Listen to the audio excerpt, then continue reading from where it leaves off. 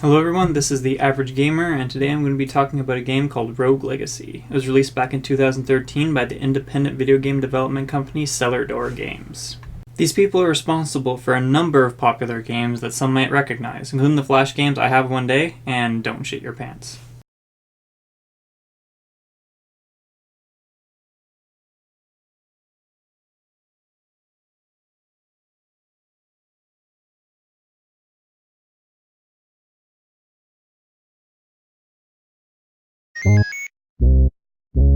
Well, shit.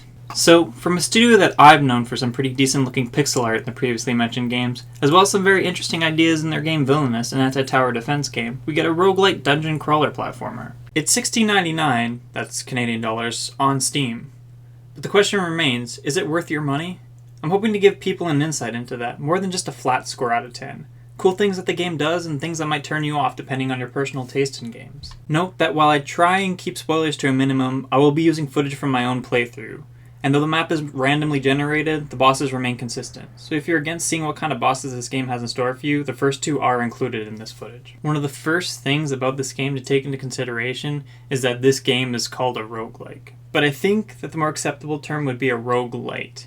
The reason I make this distinction is that, in my opinion, a proper roguelike game should have all the aspects of classic roguelike games, including the turn-based combat, permanent character death, and random outcomes with tactical references. For example, how much damage a character can do is placed between two numbers, allowing the player to make choices and risks of their own. And while permanent death is the inevitable end for most of the players' runs in Rogue Legacy, some of the game will be spent grinding for gold so you can upgrade the next generation better.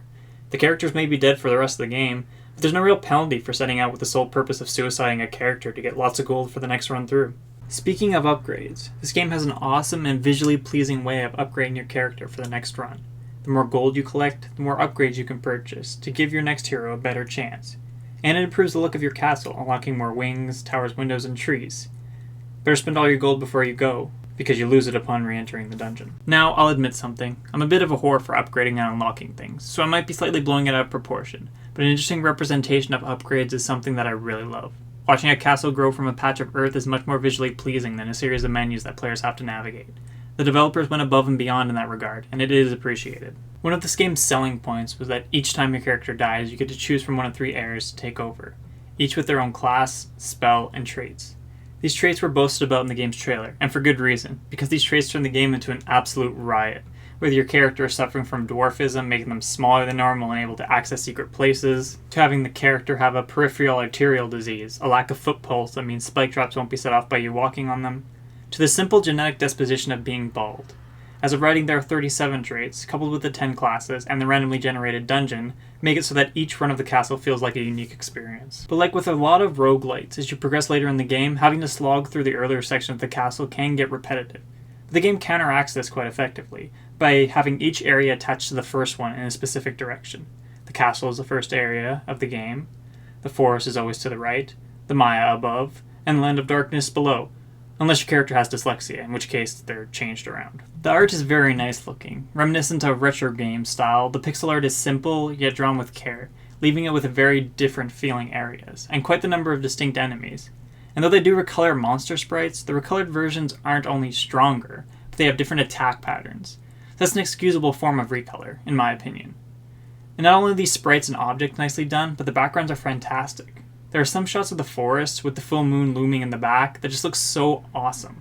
Now, while the average gamer will probably find enjoyment out of this game, it does take a bit of practice and a few deaths to understand the attack patterns of certain enemies.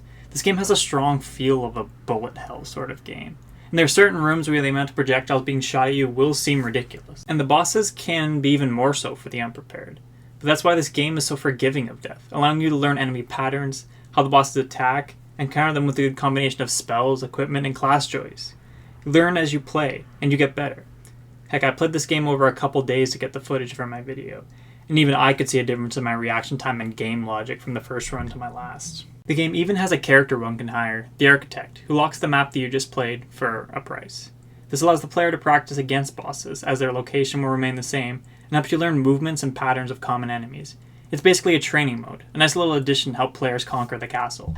All in all, I enjoyed this game, and with New Game Plus, boss challenges, and the achievements, I can see myself putting many more hours into it after completing it once.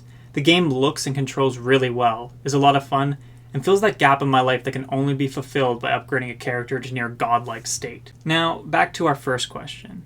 Is this game worth the money? Well, the answer to that question really depends on people's personal taste in games.